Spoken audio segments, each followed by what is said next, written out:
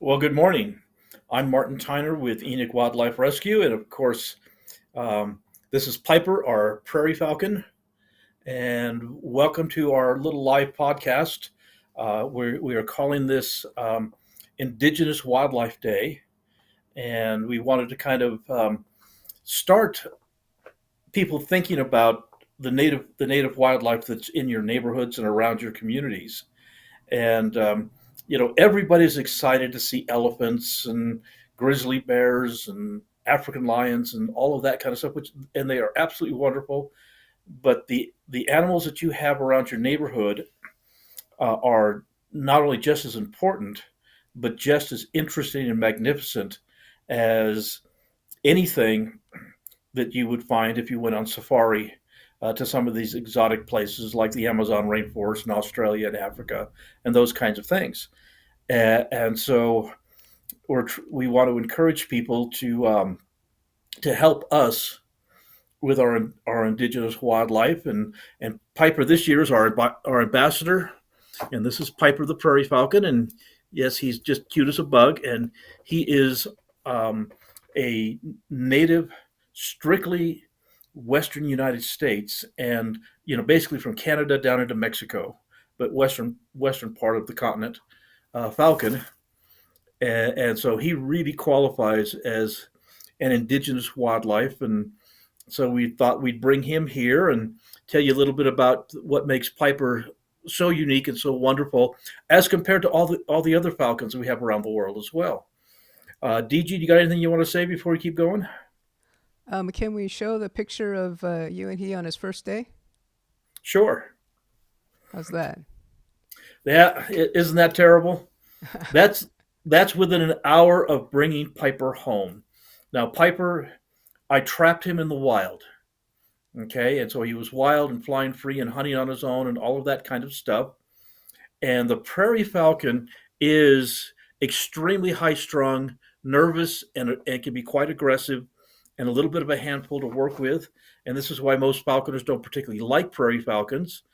And so we get Piper home here, and we get his little leather anklets on him right here, and the straps called Jesse's, and get him hooked up with his transmitter clip and all the equipment on him that we need to have him flying. We do that immediately because he's under a lot of stress when we first trap him and bring him into captivity. So let's get all the stress over with as quickly as possible.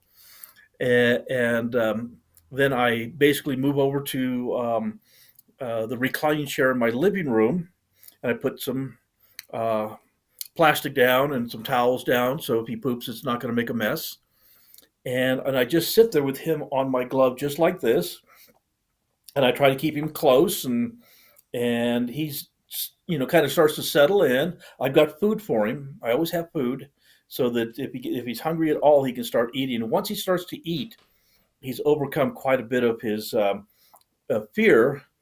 And so we just sat there in the chair, and for about an hour. And my wife Susan was in the chair across the room from me, and I kind of reclined the chair back to be comfortable, and just kind of felt that we're going to be here for hours like usual, with him just getting used to being with me, because he's a completely wild falcon and basically has never seen a human, never been touched by a human before. And so this can be a stressful time for the falcon, and we want to get them through that, and the hawks and eagles as well, as quickly as we possibly can to get them comfortable with us. And so I kind of lay back in the chair and I'm relaxing, and he's on my glove, and he decides that he wants to jump off the glove and land on my chest as I'm laying back in the chair. And I'm just kind of looking at him as he's standing right here looking at me in the eye. And I'm going, okay, you're being a silly little thing. And he basically lays down and nuzzles in right under my chin and takes a nap. And so with him kind of sleeping on my chin, I basically close my eyes and I just kind of relax with him. And he just settled in just as comfortable as if we'd been friends from the day he was hatched. And so That's a really unique prairie falcon. Piper is a very unique prairie falcon. He really has a wonderful personality, far better than most prairie falcons that I've had. And so, when I work with these guys, something that people don't really understand, but approximately 80% of all birds of prey don't survive the first year. The first year is really rough on them. That's when they learn everything, and they don't learn it from mom and dad. They learn it on their own, and so basically, if an eagle tries to catch and kill him, he knows to avoid eagles. And if he runs into the window of a house, he knows that windows are bad. And so they learn from experience. What doesn't kill them educates them. And so life expectancy for new, especially birds of prey, is very poor for the first year. Once you get past the first year, then it improves dramatically because they have learned all the things they need to know to survive. And so a falconer like myself, who is licenses has licenses, permits, and everything necessary, and all the equipment, and everything to practice falconry, we can pull a young falcon like this one that was wild from the wild, and we can train them and fly them, and we can hunt with them. And his favorite thing to hunt is he loves pigeons. He likes to blow up pigeons, and so he gets to go back and fly free. Usually, I'll fly a prairie falcon because they're so common here. I'll fly it 1 year, and then I'll reintroduce them back to the wild. But if I really, really enjoy the falcon, I'll fly them for a second year. And so Piper, we've just had this wonderful friendship together, and I just truly enjoy working with this little guy. And he flies spectacular. He really is, out of the 30 plus prairie falcons I've had in my lifetime, he certainly is one of the very, very best. And I put him in the top two of prairie falcons that I've had in my life. And so I decided I'd go ahead and put him through the molt and let him grow all of his adult feathers. And then we'll start him up again this year and take him out and let him, and he and I can enjoy a second season together as falconry. And then we can reintroduce him back to the wild, and they're sexually mature when they're about 3 years old. And so we can get him back in the wild and let him have a little while to be a wild prairie falcon, and hopefully find a territory and find a mate and raise. I'd love to have him raise a whole lot of more pipers, because this is a uniquely wonderful prairie falcon. Can you talk about his life before he met you, and then how his time with you will affect his lifetime? Absolutely. Well, he was a very, very typical prairie falcon. I have a couple of dozen nesting pairs of prairie falcons within relatively close proximity to my home. And it's something I go out every spring, and I identify all the nests. And these are kind of like I said, my personal favorite falcon is the prairie falcon.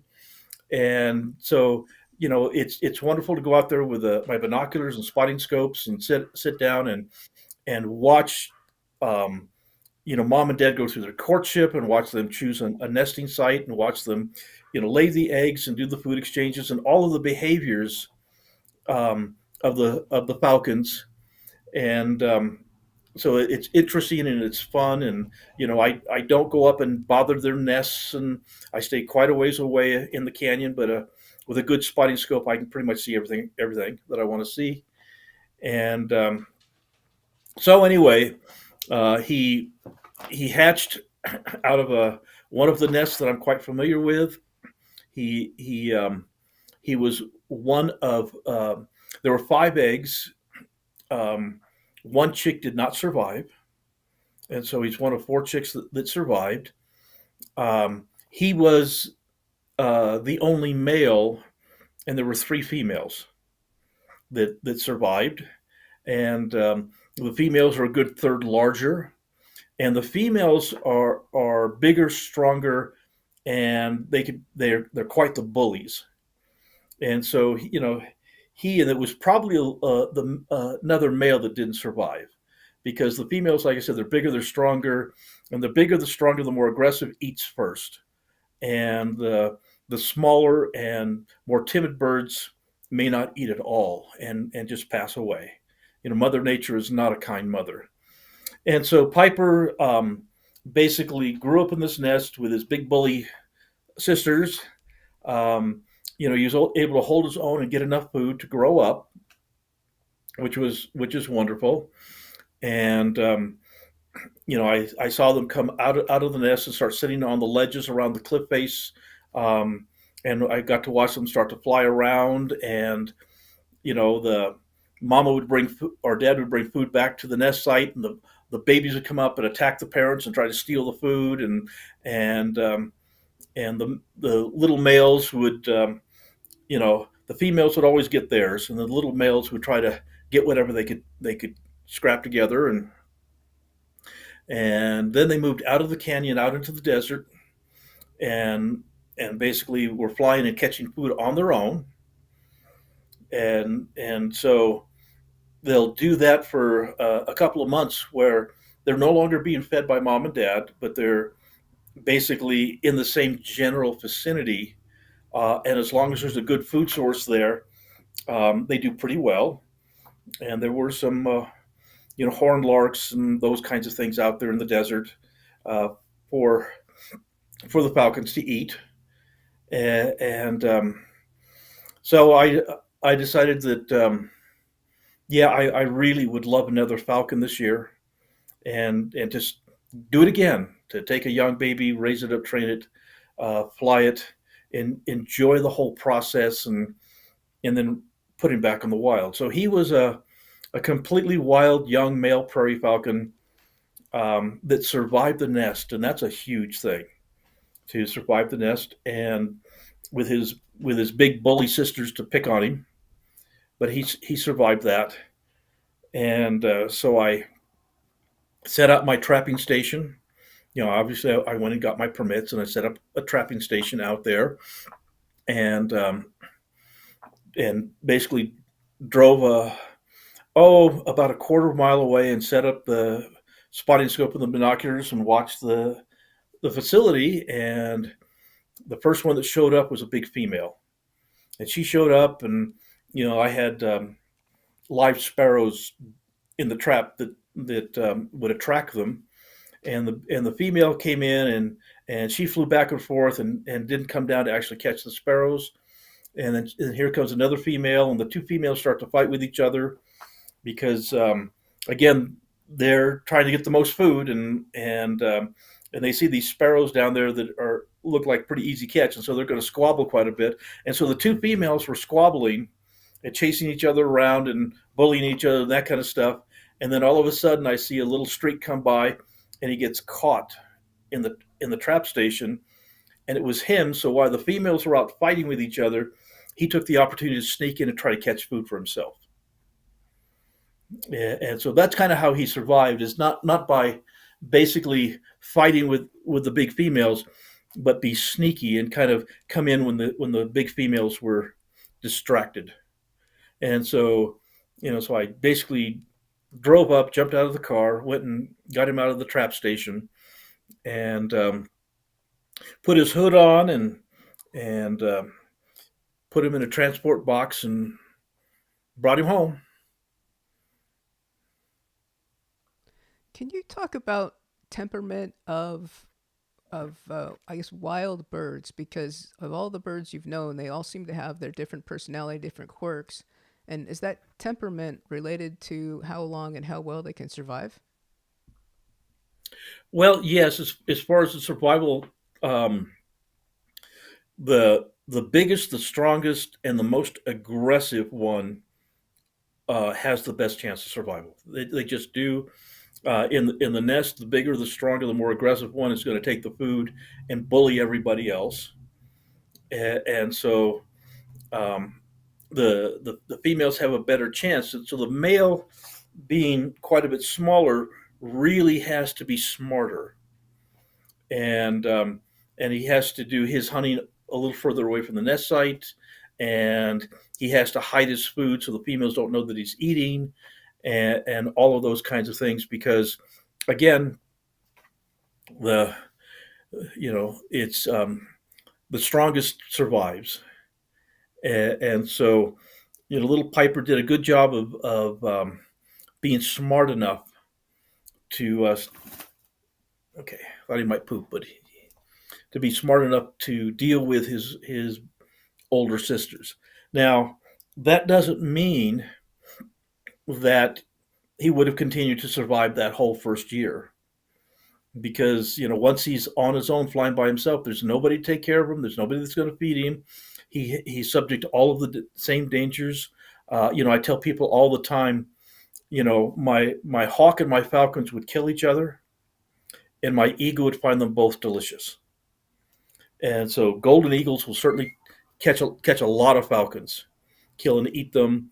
If they're on the ground and a coyote or a fox or a badger can sneak up and jump on them and catch them and kill them and eat them while they're eating their dinner, uh, you know, barbed wire fences, field fences, power lines, shot, poisoned. I mean, there's so many things out there that can certainly take these guys' life. And I was raised with the concept that if you break something, you have a moral and ethical value, a responsibility to repair what you've broken. And since most of the injuries to our native wildlife here, our indigenous species, um, have a human element to them. Whether the birds hit a window or a car or a power line, it has something to do with humans quite a bit that have made our environment less safe. That's why the Enoch Wildlife Rescue Center exists, because we have damaged these creatures, so it's our responsibility to try to repair them and get them back in the wild where they belong. And so we had our open house on Saturday, and thank you everyone for coming out to the open house. We had a very successful open house. We probably had 400 or 500 people come to the open house, and everybody got a chance to tour the facility and see Piper and Scout and Helen and Belle and Whisper the owl, and plus we had some injured wildlife there that they could peek at. They couldn't obviously go in near them, but they could peek because we do have an observation deck where you can see into the eagle flight chambers for people to be able to look without disturbing the animals. And so it was a wonderful opportunity for people to come and see the facility, see the animals, see Piper, and get to know them better. We have a question from Liz under the Edward Liz Honig login. Do they curl one leg up when they're comfortable? Yes, they do.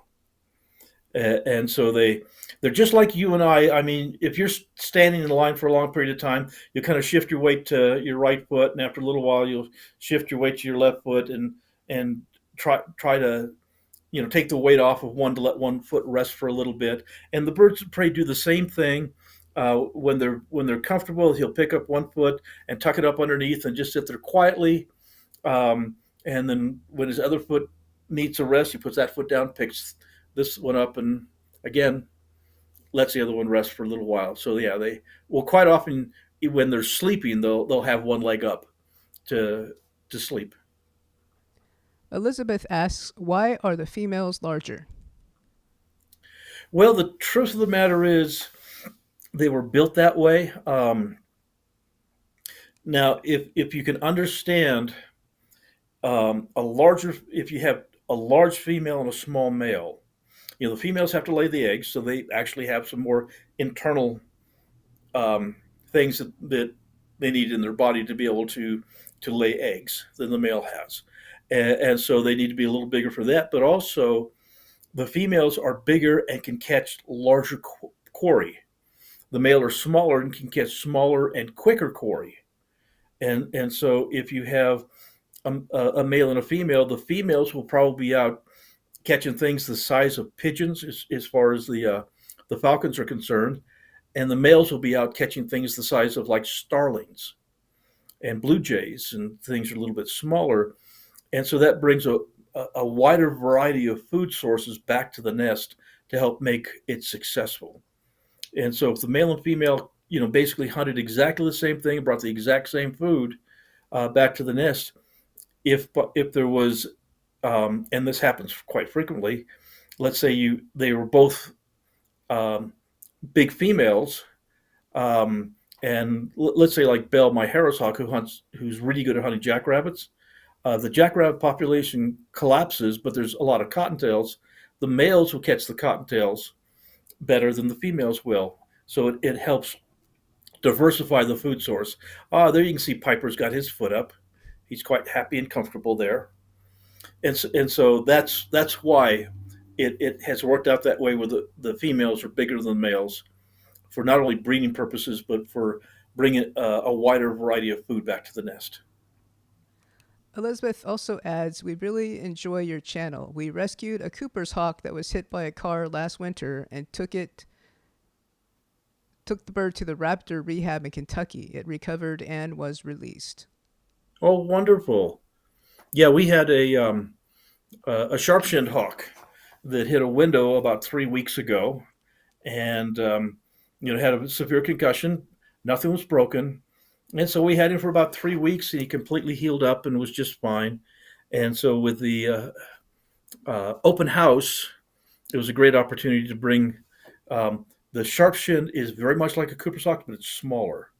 In fact, the sharp shin is the smallest hawk in all of North America, and so um, we were able to bring that out while everybody was at the rescue center, and have everybody stand outside on our property and take the little Cooper's hawk and let them see what it looks like and look at its beautiful yellow eyes because it was a juvenile, and its markings because the sharp-shinned hawks are very shy and very secretive, and you don't get very many chances to see them. So this is a good opportunity for everybody got to see a sharp-shinned hawk up close, and they just throw it up, and it just blasted out across the agricultural areas and disappeared. And everybody was thrilled to have that opportunity. Elizabeth has a follow up question. Will the hawk return to its territory once it's rehabbed and released? Well, basically, all of these birds of prey, they are hardwired to return to where they learned to fly. There's nothing down there for you, Piper. Don't know what you're looking at, but there's nothing there.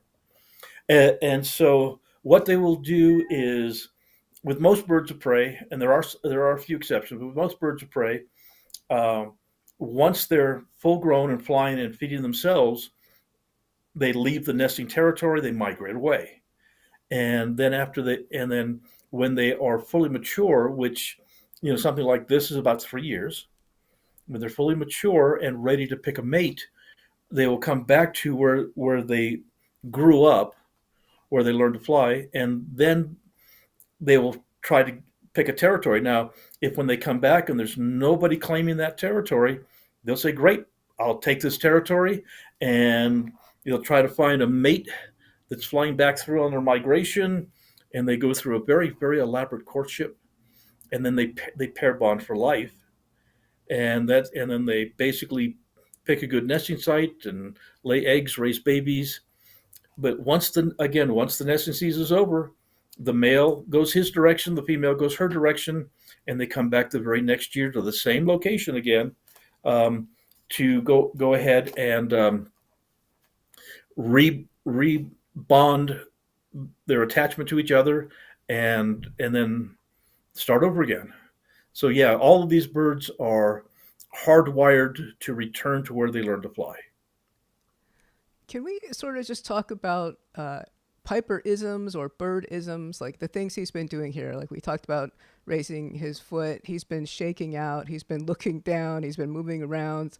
The idea of him, settling down on your chest, things like that. Are they rare for prairie falcons? And how does having a bird as a falconry master differ from having a bird in a zoo? Well, There's a lot of big differences. First of all, each and every one of these is very different. Um, you know, when you're working with these animals, the thing that you have to understand is we don't own them. Um, we serve them.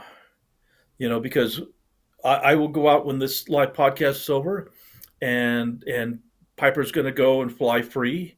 He'll go up 500 or 1,000 feet in the sky, come overhead, and I'll flush out live pigeons for him, and he'll dive at about 200 miles an hour and try to blow them up. And if he doesn't catch a pigeon, then he knows he just flies back to me. I feed him anyway. So this is the hunter. I'm his dog, and that's the relationship that we have. And so, you know, whatever the bird does is what the bird does, and that we do not we don't change that. We adapt to those behaviors. And so sometimes you have a bird that you just really click with, that its style of hunting matches your style, your personality matches their personality, and you really get kind of a bond. And this is with Piper. Piper for Prairie Falcon is has we just he and I just from literally day one we just clicked, personality wise, and so he feels very happy and very comfortable with me. Um, but then I've had other prairie falcons that we didn't click, and that they would tolerate me, as long as I was a good dog and flushed stuff for them, and as long as I gave them food, they'd put up with me, but they didn't like me. They didn't like to be touched at all, and it was you could tell the attitude was basically, you know, I will let you, you know, flush rabbits for me. I'll let you flush ducks for me or pigeons for me or whatever you're hunting. I'll allow you to do that for me.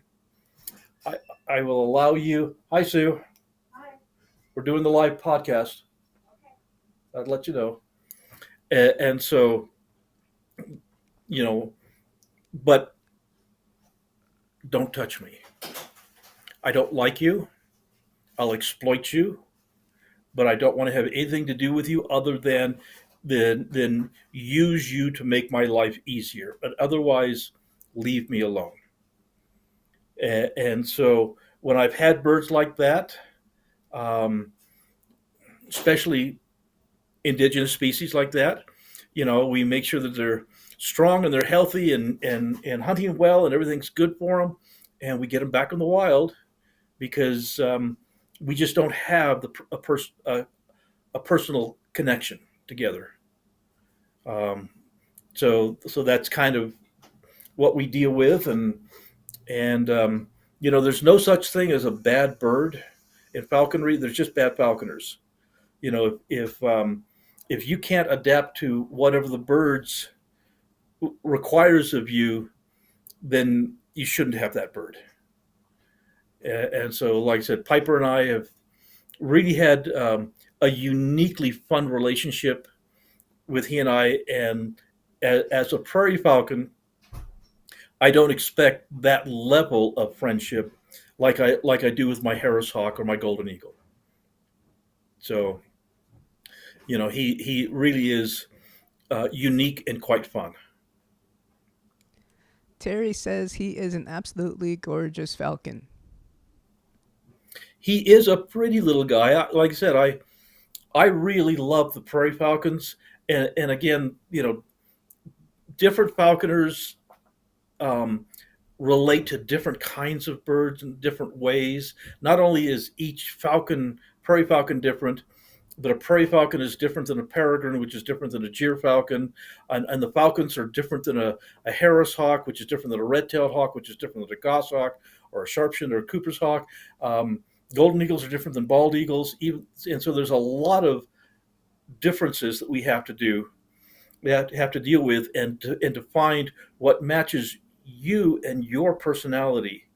I had a friend who just loved Cooper's hawks.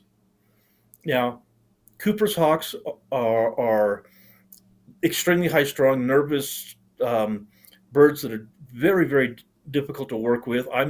Though I've flown Cooper's hawks and I've loved the experience, they're not certainly not my favorite bird. Um, I've had my share of peregrine falcons, and I've had a couple of gyr falcons, and and to be honest with you, they're not my cup of tea either. Even though they are more highly prized than the prairie falcon is, um, there's just something about the prairie falcon that I just identify with, and so we you you have such a variety. It's kind of like saying, you know, what car do you love? What car do you want to drive for the rest of your life that you really enjoy?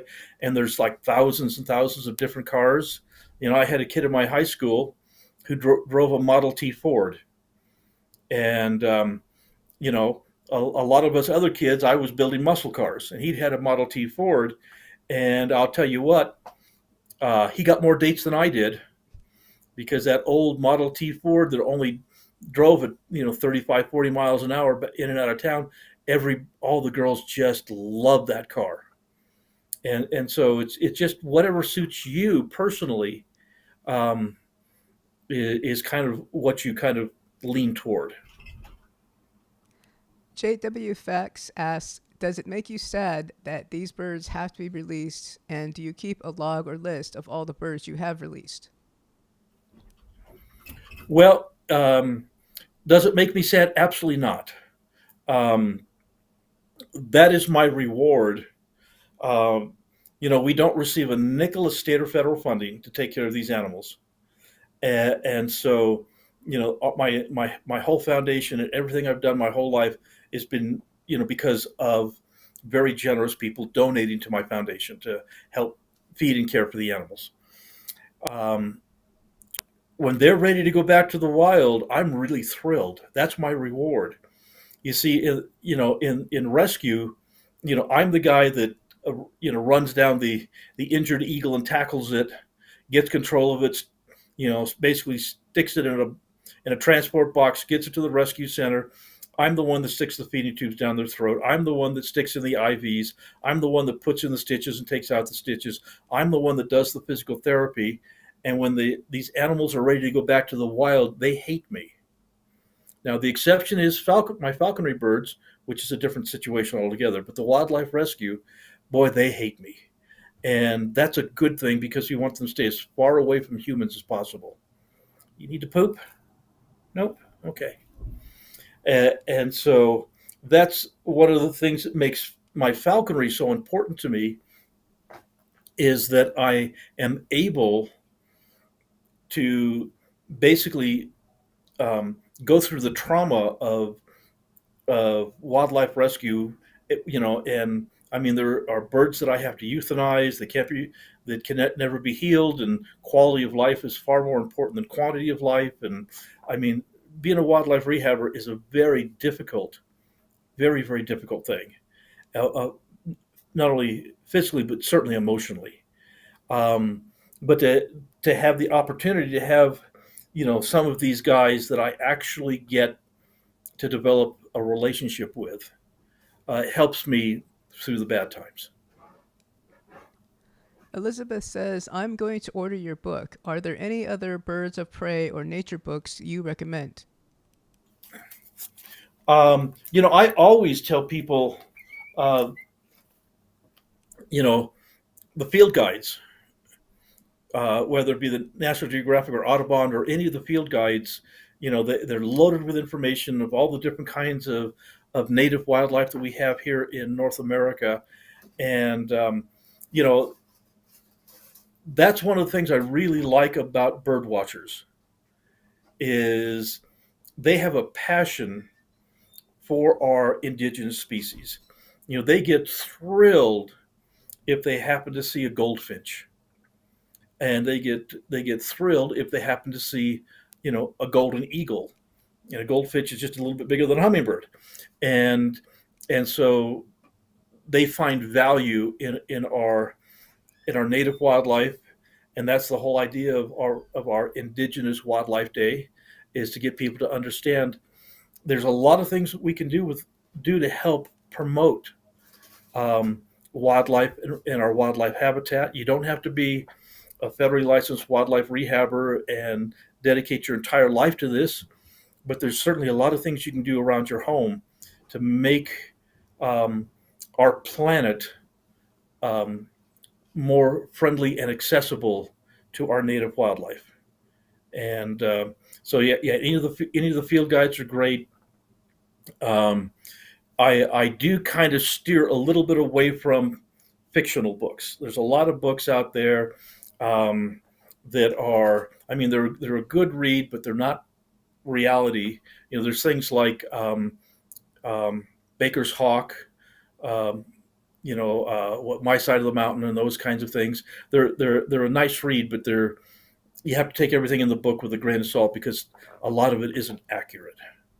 With my book, you know, deal with these guys from very much a reality standpoint, and so you can understand kind of my relationship with them through my book. Liz asked, do you teach how to be a falconer to others? I do. Basically, falconry is extremely complex. You know, this is not a hobby. This is a lifestyle. And to be honest with you, most people can't do this, even if they want to. They really can't. Um, Basically, in order to become a falconer, you need to read every book on falconry that you can find. There's a written test that you must pass. The test is uh, done by your local state fish and game. The test, in most cases, is extremely complicated and very badly written. And an awful lot of people fail the test the first time and pass it the second time. Once you pass your written test, then you have your facilities inspected to make sure that you have everything you need to care for the birds properly. And then you must apprentice for 2 years under a general class or master class falconer. At the end of your 2 years of apprenticeship, there's a variety of hawks and falcons that you can have. Um, can't have an eagle, that's a different game altogether. But, and so I do and have sponsored apprentices and teach them falconry. um, I probably get at least 100, maybe 200 requests a year for people that would like to be falconers and would like me to be their mentor and sponsor them in falconry.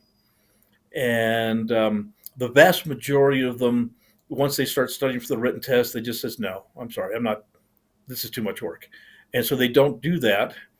And in fact, I can be honest with you, in the last 50 plus years, the number of falconers who have actually graduated their apprenticeship from me, I can count on one hand.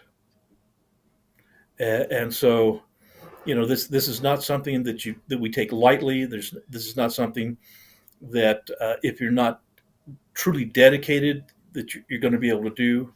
You know, this is a 7 day a week kind of a thing that these animals have to be cared for and worked with and exercised and you know, I tell people, you know, it's the more that you put into falconry, the more that you'll get out of it. But if you think that you're going to you know, handle the bird, you know, maybe an hour once or twice a week, you're just wasting your time. Robin asks, are you still active in going out and rescuing bald eagles, or are you more retired now? Yes, I'm still the guy that goes out and rescues all the eagles here in southern Utah, and so we do several every year. Um, you know, we are trying very hard to get someone to replace me. But the truth of the matter is, I've not found anybody dumb enough to do what I do for free.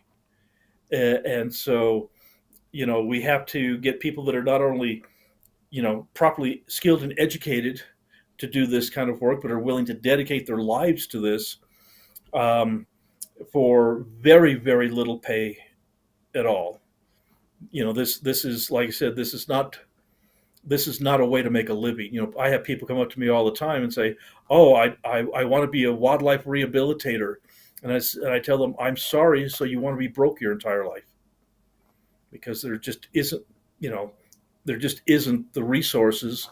Um, we have been fortunate to have pushed beyond what most licensed rehabbers have been able to do with the building of the Enoch Wildlife Rescue Center, and through our social media and DG and all of you folks out there, the work that the donations that you sent in, not only has funded our organization and allowed us to continue to care for the animals, but we're kind of getting to the point where we may be able to, pay a couple of people a very, very small salary. And so we're kind of right at the borderline of being able to do that. That's something I actually think about a lot. You, as a wildlife rehabber, I mean, that's one title of about 5,000 you have. Because I mean, Martin does everything, right? He's here to do a live stream, and that's after doing the open house just a couple of days ago. Plus, constant calls all the time, 24/7.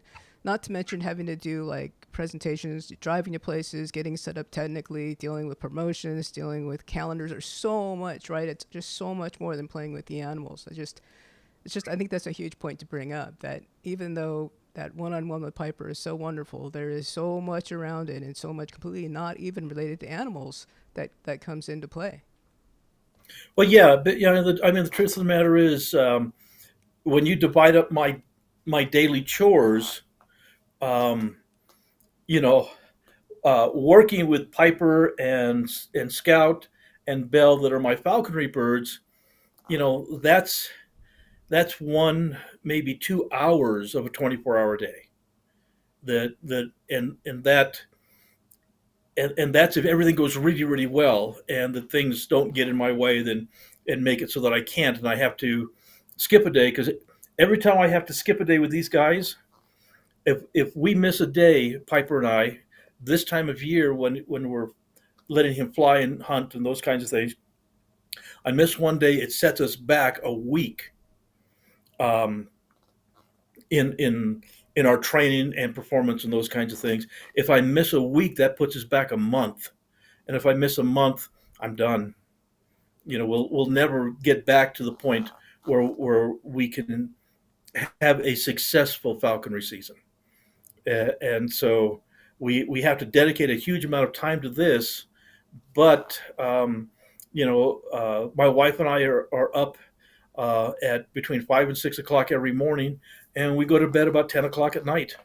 And the vast majority of times, um, we're doing paperwork, we're fixing schedules, we're doing programs, we're doing maintenance, we're doing and so yeah, this is not just having fun playing with the animals. Not to upstage Piper at all or steal his focus, but I wonder, as far as another indigenous species, that's the bald eagle. I wonder if you could talk about ways to see the balds, when and where. You mentioned there's a place near you that's pretty cool to see them. Oh, absolutely. Again, just like Piper is strictly a North American bird of prey. And so, that's kind of why we wanted to bring him out instead of Helen, our peregrine falcon, because the peregrine falcon, even though it's native right here, not only to Utah but to North America, but it's also peregrine and peregrine subspecies are literally found on every continent except Antarctica. So they're kind of the world falcon, and we wanted to focus on indigenous species, not worldwide species. And so the golden eagle is again a worldwide species. There are golden eagle and golden eagle subspecies found on virtually every continent except Antarctica as well. But the bald eagle is exclusively, like Piper, North American. And so the bald eagle is our indigenous species eagle, and the bald eagle got down to where they were just about wiped out. DDT was a big issue, and also people shooting them was a big issue with the bald eagles. We finally got people to stop shooting them. They could see that because of education, like I do, teaching people about these animals. And we took care of the DDT issue. Um, which was a pesticide that was used very inappropriately. Now, the bald eagles have made a wonderful comeback, just like the peregrine has. And the bald eagle here in southern Utah, just about 8 miles, 10 miles north of Cedar City, where we live. I've got an old abandoned pioneer farm. It's called Rush Lake Ranch, and there's some big old giant cottonwood trees there at the farm, and the bald eagles will migrate in during the wintertime. They come in about mid-November and they stay through mid-March. And so you can come here to southern Utah, and I mean, if you go to St. George, you're not going to see bald eagles. But if you come up here, which is 60 miles north of St. George to the Cedar City area, around the agricultural areas and Rush Lake Ranch and around the valley here that we are in, we average about 60 bald eagles hanging around here all winter long. And so it is a place that you can come and see bald eagles. There are many places throughout Utah that have large bald eagle populations. Up along the Great Salt Lake, Willard Bay, they have a huge population of bald eagles feeding on the fish out there at Willard Bay. And so, yeah, it's really quite wonderful. We have a variety of eagles nest cams all over the country, Florida to California and everything in between, where people have video cameras up in the trees where the eagle nest is. And so all you have to do is type in a Google search, bald eagle webcams, and there's a lot of them. And you can do Falcon webcams, and there's a lot of them as well to watch in the springtime. Watch mom and dad incubating the eggs and raising the babies, which is a really wonderful thing to do. And so I'm really big on education, and this is one of the reasons our foundation exists. Is I've been doing wildlife educational programs here in Utah for the past 46 years, and I was doing wildlife programs before that back in California as well. Dirty Dragon says, "Thank you for all you do for the critters, Martin." Oh, well, you're very welcome. That's basically somebody's got to take care of these critters, and so here in southern Utah, that's me. And it's been my life's work, not necessarily my occupation, but it's been my life's work. And you know, I feel that my life has had value because of these animals and because of what we've been able to accomplish. Dirty Dragon also asks, Martin, how and why did you get into helping and protecting wildlife? Well, that's what my book is about. It starts off with my earliest childhood memories when I was terrified of birds. And with the help of very wise grandparents and other mentors, they not only got me past my fear of birds, but I became the first person in North America licensed to trap and train a wild eagle in falconry. There's stories in my book. I was the curator of birds of prey at a big zoo in California. I worked in the movie and television industry, working with big cats and elephants and bears, and there's stories about that in the book. And so I just basically grew up without a lot of friends, but I literally gravitated toward wildlife, and I was the first what I consider my official wildlife rescue was a barn owl when I was 12 years old, and so I've done this literally my whole life. Keyhole says, Piper is so special. He really is a very special little prairie falcon, and like I said, we're flying him a second season because we really enjoy him. Um, this is going to be one of those birds that when we do get him back in the wild, I'm going to miss him because he is very, very unique personality for a prairie falcon. M127 says, agree regarding making a difference, not only locally for the critters, for your local community, but for people like us worldwide who have learned so much from Martin, Susan, and the team. Well, thank you. That means a lot to us, and that really is the goal in my life is to get up every morning and do good.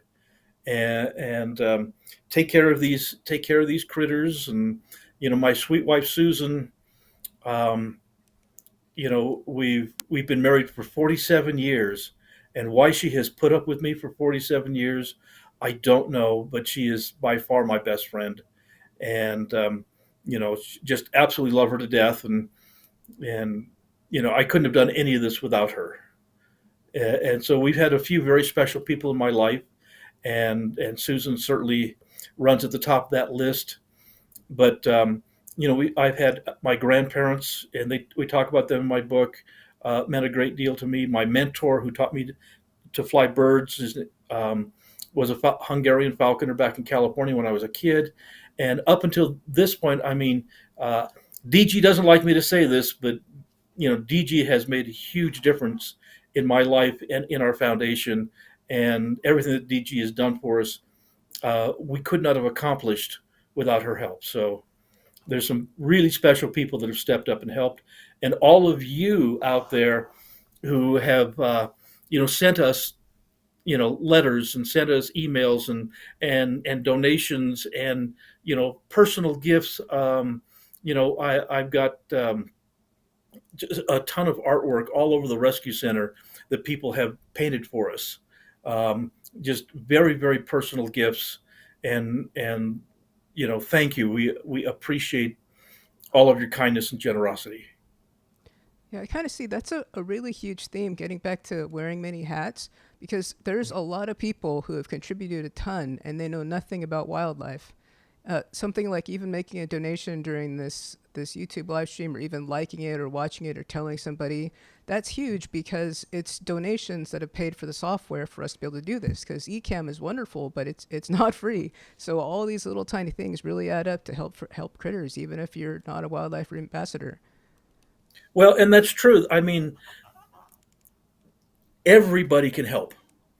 Um, you know, and they don't have to donate money to us, but we greatly appreciate when they do. Um, you know, it doesn't matter where you live. If you live in a big city, and you live in a condominium, if you can just hang flowering plants out your window to attract hummingbirds, that little act right there makes your local environment so much better. If you can put up bird feeders and you can put up hummingbird feeders, if you've got the room, absolutely wonderful. Because as the animals are migrating through, to have little extra stops for food, with the way we have developed this planet, we've taken away a lot of habitat. And so around your homes, you can make your environment around your home wildlife friendly for the indigenous wildlife that you have here. You can put up nesting boxes. You can put up nesting boxes for everything from bats to owls, um, to the little passerine songbirds, um, and enjoy the opportunity of seeing them. I know I've got. I don't have one, but I've seen other people. They have these bird feeders that suction cups stick onto your window, and they'll put these bird feeders right there on your window. The birds can fill it full of seeds, and the birds will fly up and feed right outside your window. And you can just sit in your living room and watch, like I said, goldfinches and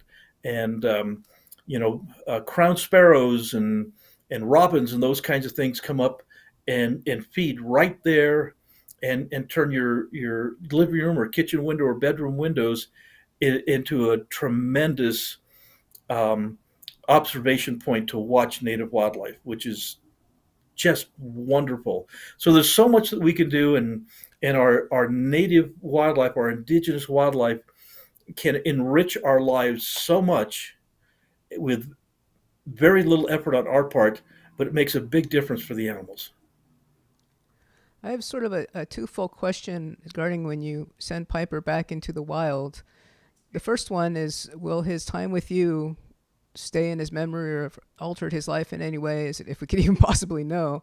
And then the second are, what are ways that you might be able to identify him in the wild later, and what are ways people just looking to see a prairie falcon might be able to identify a prairie falcon in flight? Okay. Well, first and foremost, he's only bonded to me, and all we have to do is break the bond, which basically means we take him out like we always do. We let him hunt, and I assist him. And then when he catches whatever he catches, pigeons or whatever, and then we just leave him out on the desert, let him feed and in a safe spot, and then we go home and we come back the next day and we do it again. We come back the next day, and what happens is within a few days, um, he no longer waits for me to show up because he's out there hunting on his own. He's catching his own food, and once he decides that I am no longer of value to him, then he doesn't come back to me, and he doesn't go back to people because he's not imprinted. He was a wild trap falcon, so he's not imprinted. And so, will he remember me? I would like to say yes, but probably no. Um, within a few months, like I said, I will have no place in his life. Even though I want to believe. There you go. Yeah, I knew you were about ready. I want to believe that we have a friendship, but that's that's kind of putting my human perspective on something that isn't quite real. Um, these animals basically, um, they have their own lives, and just because I make his life easier, but when that's no longer the case, he doesn't need me anymore, and that's a good thing. We want them to get back to the wild. We want him to find a pretty little female prairie falcon and raise babies. Now, as far as being able to identify him, to be honest with you, he is 100% typical of a prairie falcon. And you can see if you look under his wings, when you lift his wings, it's a little hard to see. He's got an elongated dark brown triangle under his wings. That's prairie falcon. He has black eyes. That's prairie falcon. He is more, bring it up here, you can see the coloration a little bit. He's more kind of brownish. Where the other large falcon that we have here, the peregrine, is more of a slate black. And so he's more brownish in color. He has a small mustache. It's pretty predominant, the stripe down below the eye. The peregrine falcon, which is our other falcon that we have here, the mustache actually goes up and covers the whole head. We call it a helmet instead of just a mustache. And so he has pointed wings. Um, as an adult, he has yellow feet, but as a juvenile, his feet were kind of a light blue, just a very, very almost whitish blue, about the same color that you see on his beak right there. Just kind of a really light blue color. And so, could I identify him a year from now, 5 years from now, when he's back in the wild?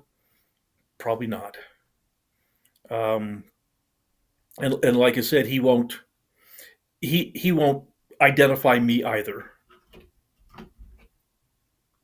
Well, we're coming up on our hour, so I wonder if we should talk about next year's theme. We kind of were tossing about the idea of hummingbirds.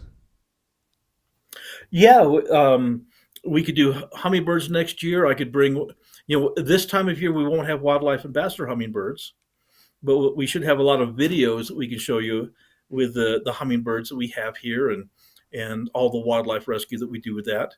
Um, but if you have another suggestion of an animal that you would like us to focus on as our um, indigenous species wildlife ambassador for Indigenous Wildlife Day, um, let us know what you would like us to focus on and bring out and talk about in greater detail. Well, shall we sign off? I guess unless there's any other questions that I can answer. We're all good. Okay. Well, thanks, guys, and we'll talk to you soon.